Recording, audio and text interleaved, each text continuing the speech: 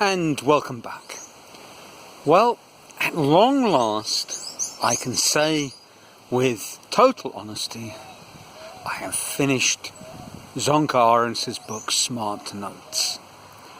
I'm a little bit wiser about the whole Zettelkasten system of Niklas Luhmann's.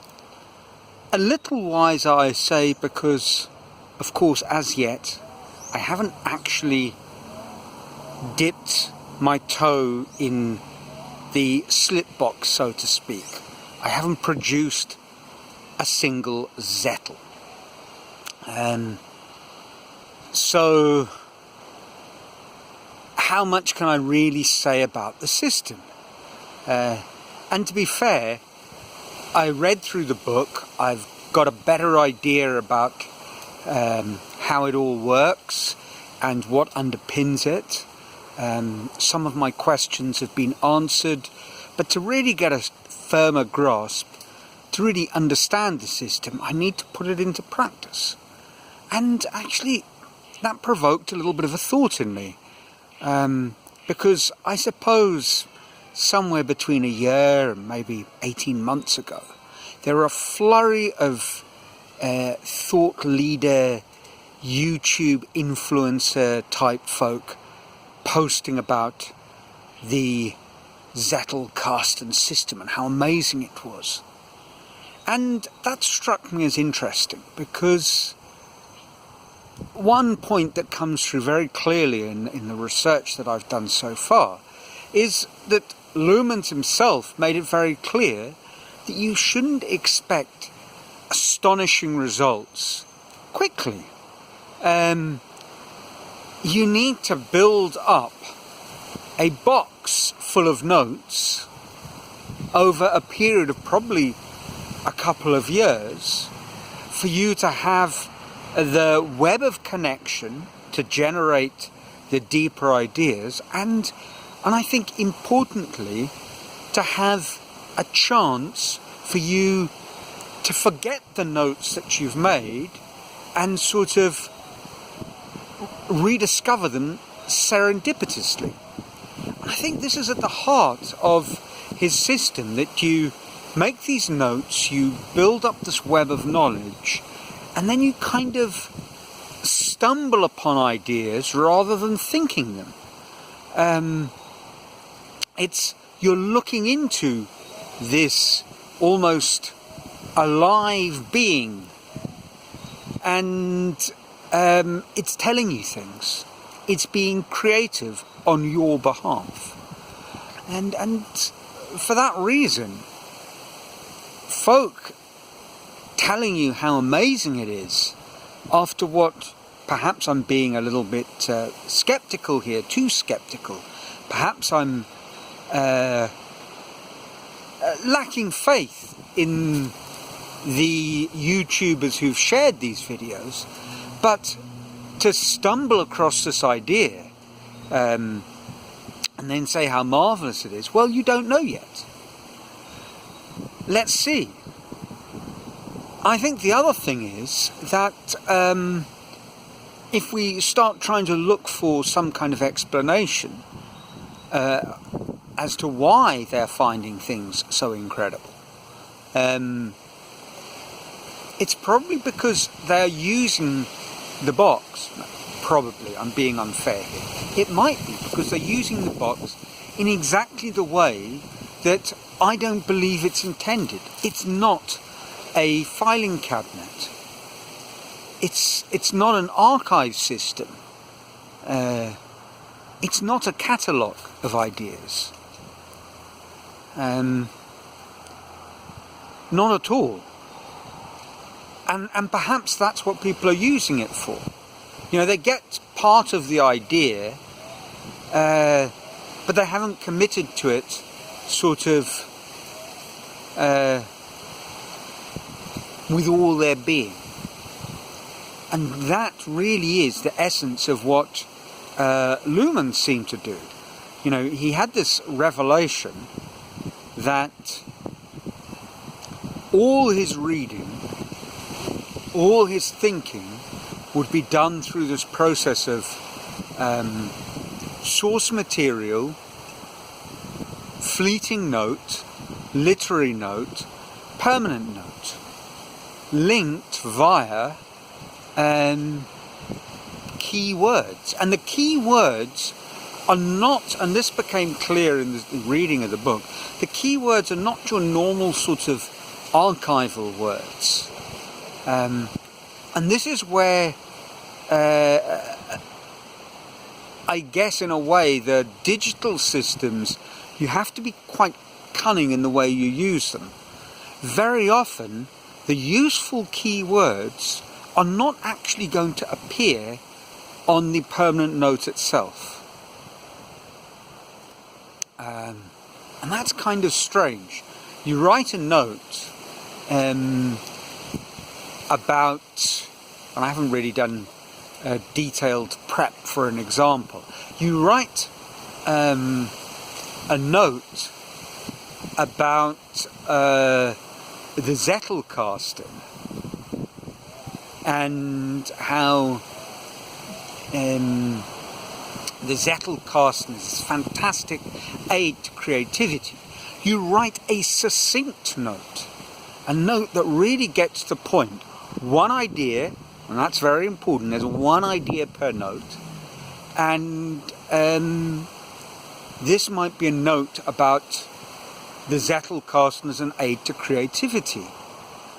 But it perhaps is not going to be filed using the word creativity. Creativity is in your note, but you're going to, well, it's not filed according to word. Apologies, that's the wrong thing to say. It's linked using something contextual. So perhaps your key word would be serendipitous. And serendipity might not feature in your note. But that's the context, and this is the idea, that's the context in which you would want to find this idea and link it. When you're thinking about how we stumble across ideas.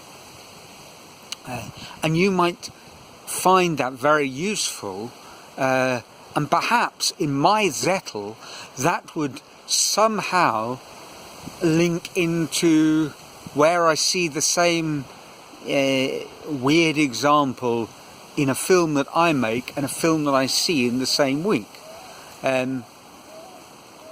So the linking word, as I say, is a context, and it's why would you want to think about what the note that you've just made? What sort of thing, general idea of interest of yours, would you be thinking about? And this then becomes indexed. And these ideas that you index are these key words should be at least relatively limited in number. I mean, relative to the number of notes you have in the box. And they're sort of areas of general interest for you, I suppose, or connected to areas of general interest. It really is a very profound thing.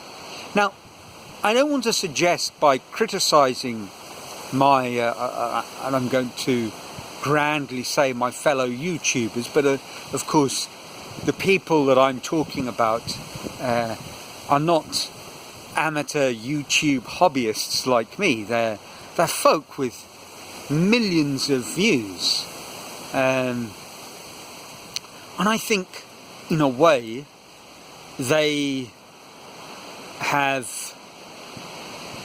hopped onto, and I won't avoid saying hopped onto the Zettel bandwagon, but it's not what I mean. They've found themselves drawn to talking about it and probably using it because they are interested in, for the most part, most of the people I saw, they are interested in a kind of digital knowledge management system. these are out there, things like Rome and obsidian, and this performs that kind of box system. There was one guy who was very interesting, and he seems to have been much more part of the spirit of it. And curiously, for two reasons. The one, obviously, he wasn't talking about a computer system. He was very much using kind of file cards and a kind of old school catalogue that holds file cards, and he was using them. His basic point of interest, he's a YouTuber, but he also appears to be a lay preacher. So he was talking about very much how he uses in the context of a sphere of interest that he has, and he really seemed to capture a lot more what I believe would be the spirit of Luhmann's method. So there we are. I need to now dip my toes in this. I think you have to think about it carefully. When you adopt this particular system, you do have to see it as making a commitment and set yourself up for doing something with very much a long game in mind. And to test it, you need to test it over a period of years.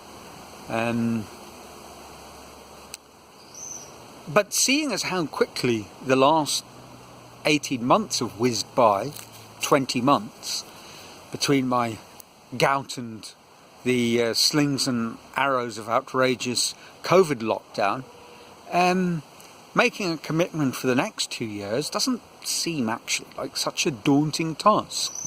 And the very last thing that Zonka Arendt writes about is about establishing habits. And he ends his book quite abruptly. And he talks about how difficult it is to implement new habits and to make them a part of your life. And that the first part of doing this system is simply making sure that you have a paper and pen handy when you're reading or watching content. And make a commitment to just doing that. And that doesn't seem so hard for me. You don't actually have to write anything.